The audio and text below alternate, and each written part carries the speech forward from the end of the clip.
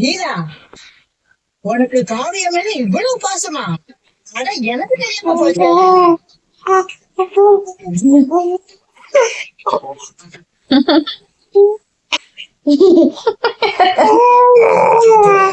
அதெல்லாம் ஒரே நாள்ல முடிச்சிடலாம். நீங்க கவலைப்படாதீங்க. நாங்க என்ன சொல்றோம், இன்னொரு சந்தோஷமான விஷயம் இருக்கு.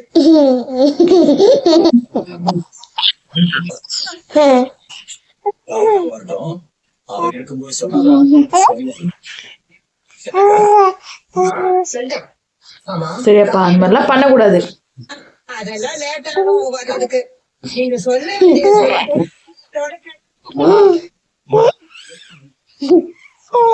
இப்ப சீக்கிரமா வந்துருவாங்க. பரவாயில்ல பரவாயில்ல, தங்கங்களே பண்ணி பார்த்துட்டு போறோம். அத்தை எப்பா